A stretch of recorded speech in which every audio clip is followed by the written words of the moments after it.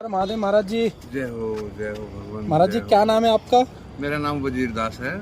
वजीर दास जी। महाराज जी आपको कितने दिन हो गए संत बने से? हमने 42 साल हो गए।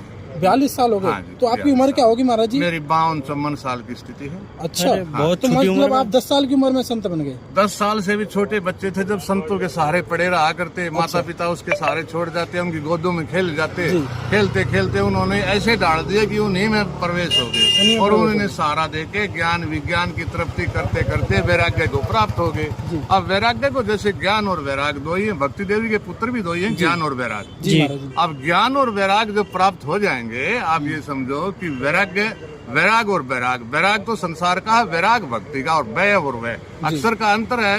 अक्षर का ही ज्ञान है, अक्षर को अगर आप खोलोगे तो ज्ञान की प्राप्ति आपको हो जाएगी। बिल्कुल महाराज जी। जैसे आपके माँ बाप ने आपको भेज दिया 10 साल के, कैसे निकलेंगे आप? देखो मेरे पिताजी फौजी थे, चीन की लड़ाई में भी थे। अच्छा। वो जब छुट्टी आते थे तो वो साधु संतों का थोड़ा सुमन रखते थे। मेरे को गोद में बिठा के साधु की झोली में डाल दिया करते थे। अच्छा। अगजा पुत्र यहाँ मैं तो लंबे समय आऊंगा, तू यहाँ कुछ आराम कर। मेरी माँ भी साधुओं की सेवा किया करती थी। महाराज जी जैसे आज मातृ दिवस है तो उसके लिए कुछ संदेश देना चाहेंगे जो लोग अपनी माताओं के लिए जो दिखावा करते हैं सोशल मीडिया पर और हकीकत में माता की पूजा नहीं कर रहे हैं, मतलब उनको? देखो, दिखावे से और ढोंग से कुछ भी प्राप्त नहीं होगा। माँ तो जगजननी है, जगजननी का बहुत रूप है।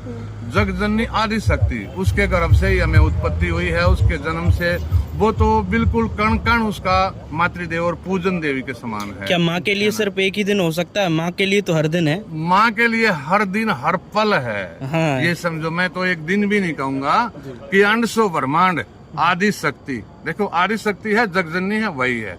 इसके लिए कोई नहीं, सब कुछ इसी का है। हम ही उसी से हैं। हम ही उसी से हैं। सत्य बात तो है। सारे बच्चों को अपनी माता पिता को ही भगवान समझना चाहिए। सत्य बात है। बहुत सुंदर महाराज जी। महाराज जी आप तो भगवान स्वरूप हैं, आप हमें यह मार्गदर्शन करें कि हम भवसागर से कैसे तरें?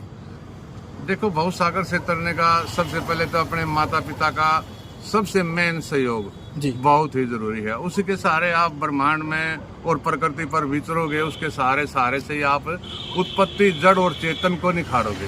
अब जड़ तो शरीर है, चेतन आत्मा है। जी महाराज। अब आत्मा की तरफ जैसे आप जाओगे, प्रभाव स्वभाव अनुभव जी वहाँ से ही आपकी उत्पत्ति होनी है। जी। उसके आचरण पे, गुरु के स्वरूप पे।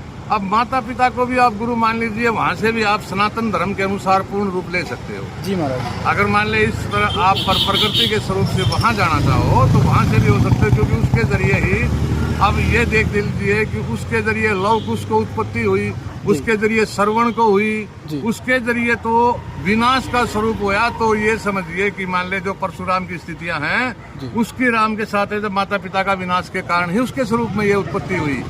तो आप ये देखते हुए कि मान ले जैसे लव कुश की सिद्धि है, उसके साथ आप ये समझ लिए कि जैसे श्रवण की है, तो ये उत्तम स्वरूप माता पिता का ही स्वरूप है, यही सनातन स्वरूप है। जी। तो दोस्तों आज हमने आपको बड़े ही निर्मल संत के दर्शन कराए, जो कि 10 साल की उम्र में ही अपना घर बार सब त्याग दिया। ये अपने वीडियो को विराम देना चाहता हूँ। सबको जय श्री कृष्ण, जय श्री राम।